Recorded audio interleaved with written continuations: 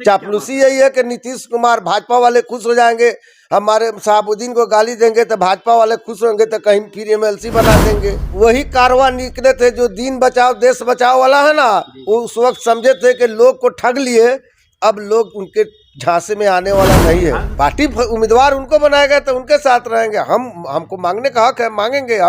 हमको टिकट मिलेगा तो हम लड़ेंगे। दीन बचाओ देश बचाओ रैली करके बैक दरवाजे से आया हुआ वो मुसलमान का लीडर नहीं हो, मुसलमान के साथ गद्दारी करके वो आदमी। क्या आप भी अच्छे डॉक्टर से बेहतर इलाज ढूंढ रहे हैं? अगर हाँ तो डाउनलोड करिए बीगो हेल्थ ऐप और कराएं सही डॉक्टर से सही इलाज, वो भी बिना किसी परेशानी के। जदयू एमएलसी खालिद अनवर ने आपके पार्टी के पूर्व सांसद मरहूम शहाबुद्दीन साहब को लेकर के एक बयान दिया है जो काफ़ी वायरल है। इस बयान को लेकर के आप क्या कुछ कहेंगे? हमको तो लगता है कि वो मानसिक रूप से बीमार है खालिद अनवर साहब। कहीं सोचते होंगे कि भाई ये सब जा रहा है तो उसके हिसाब से हमको लगता है कि उस आदमी का मानसिक संतुलन गड़बड़ है, नहीं तो अपने आका को खुश करने के लिए इस तरह के का इल्ज़ाम लगा रहे हैं। हम लोग उस दौर को देखे हुए हैं। आज ये नए नए पैदा लोग हैं, इन लोगों को शहाबुद्दीन की कदर क्या जाने। ये बैक दरवाजे से दीन बचाओ देश बचाओ रैली करके बैक दरवाजे से आया हुआ वो मुसलमान का लीडर नहीं हो, मुसलमान के साथ गद्दारी करके वो आदमी इसमें घुसा है। वो आदमी ने गद्दारी कर दिया मुस्लिमों के साथ, इसलिए गद्दारी कर दिए कि दीन बचाओ देश बचाओ जो बिहार में रैली हुआ, उस वो रैली में अगर ये सिर्फ एक एमएलसी नहीं बनाया जाता तो आज बिहार के मुसलमानों का एक दूसरा वजूद रहता। लेकिन दिन भर पूरे बिहार के एक एक मुसलमान अपना खाना खा के अपना जीवड़ा भूजा लेकर पटना पहुंचकर सरकार के विरोध में काम किया और उसी के गोद में दिन भर गाली दिया और शाम में जाकर उसके गोद में बैठ गया। उस आदमी का क्या हैसियत हो सकता है, उसके बाद का क्या आवाम में वैल्यू हो सकता है। खालिद अनवर भी तो ये बात बोल रहे हैं कि भाई शहाबुद्दीन साहब को लालू यादव ने सिर्फ इस्तेमाल करने का काम किया, मुस्लिम नौजवानों को लालू परिवार सिर्फ इस्तेमाल करती है। ऐसी बात नहीं है। जहाँ से वो सिवान से आते हैं, मरहूम शहाबुद्दीन साहब जब तक जिंदा थे पहले बार वो निर्दलीय जीते, उसके बाद में जब से राजद बना है आज तक सिवान का लोकसभा वो जीते हारे, अभी भी लोकसभा का टिकट उन्हीं के हाथ में लालू जी दिए हैं। ऐसी बात नहीं है। कोई एक बात जो इल्जाम लगा रहा है सीधे इल्जाम लगाने से नहीं होगा, जीतना हारना वो अलग बात है। मजा मत हो सकता है इस तरह के बयान देने का कारण है अब उनका कार्यकाल समाप्त हो रहा है, ये लास्ट चल रहा है। इस सेशन के बाद में वो नहीं रहेंगे। सोचते होंगे कुछ बोलकर किसी को गाली देकर हम अपना पलटू चाचा को खुश कर ले, भाजपा को खुश कर ले। तो एक आईना दिखा रहे हैं। आईना नहीं है ये आईना। कोई गोली चलाने की बात जो शहाबुद्दीन साहब पर जितना भी है, वो नीतीश कुमार क्या कहा था, परिस्थिति का मुख्यमंत्री है, उसके गोद में आप बैठे हुए हैं। आप कह रहे हैं जब बेल से निकल गया, उसी आनंद मोहन जी के लिए आप जेल का कानून को बदल रहे हैं। और एक बात वो बोल दिए कि आप परिस्थिति के मुख्यमंत्री है, तो फिर ऐसे लगा के और उनको दिल्ली तक तिहाड़ जेल तक भेज के और उसमें मरवाने का काम किया है। लोग शहाबुद्दीन साहब को उनको मान मुस्लिम समाज से आते हैं, हम लोग बचपन से आप देख रहे हैं राजद के पुरखों दिए कि आपको भी यूज किया गया है राजद के द्वारा।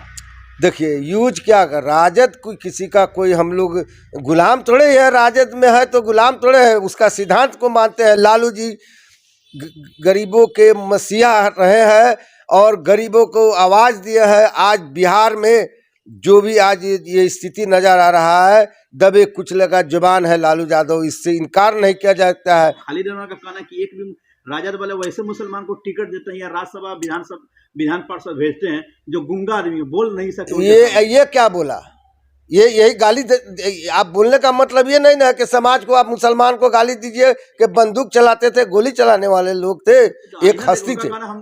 आईना नहीं दिखाया है, ये चापलूसी किया है। इनका मानसिक संतुलन बिगड़ गया। चापलूसी की बात करें, चापलूसी यही है कि नीतीश कुमार भाजपा वाले खुश हो जाएंगे, हमारे शहाबुद्दीन को गाली देंगे तो भाजपा वाले खुश होंगे तो कहीं फिर एमएलसी बना देंगे।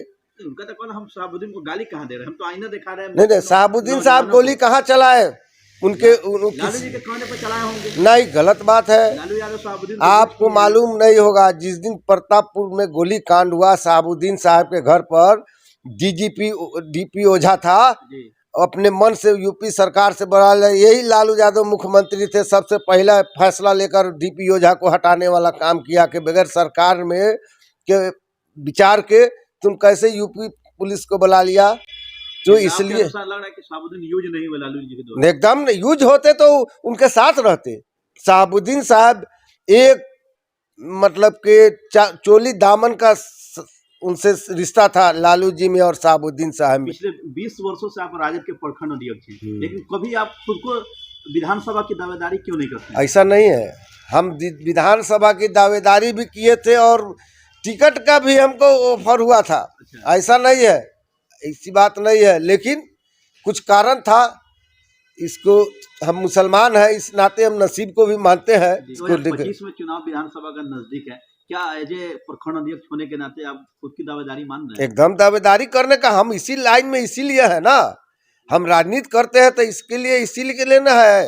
हम दावेदारी काहे नहीं करेंगे? पार्टी का जो फैसला होगा उसको मानेंगे, हम दावेदारी करेंगे। पोस्टर बैनर आपका अभी कहीं नजर नहीं आ रहा है। पोस्टर बैनर से क्या है, हम जन जन तक हम लोग हैं। एक एक मैं अब दावे के साथ कहता हूँ कि ढाका विधानसभा के हर पंचायत, हर गांव में 10, 20, 25 आदमी के हर मोड़ पर कहीं ना कहीं काम आए हैं। इसलिए पोस्टर बैनर से सिर्फ नहीं होता है, जमीन के लोग। विधायक भी आप ही के पार्टी के हैं, दिग्गज नेता हैं। हम विधायक जी पार्टी के हैं तो उनका भी हक है, वो अपना काम करे, वो अपना मांगेंगे। पार्टी जिसको फैसला करेगी, जिसको बगावत कीजिएगा क्या? नहीं, पार्टी उम्मीदवार उनको बनाएगा तो उनके साथ रहेंगे। हमको मांगने का हक है, मांगेंगे। हमको टिकट मिलेगा तो हम लड़ेंगे, टिकट नहीं मिलता है नहीं मिलेगा तो पार्टी का जो फैसला होगा उसके साथ रहेंगे। क्या आप भी अच्छे डॉक्टर से बेहतर इलाज ढूंढ रहे हैं? अगर हाँ, तो डाउनलोड करिए बीगो हेल्थ ऐप और कराएं सही डॉक्टर से सही इलाज, वो भी बिना किसी परेशानी के।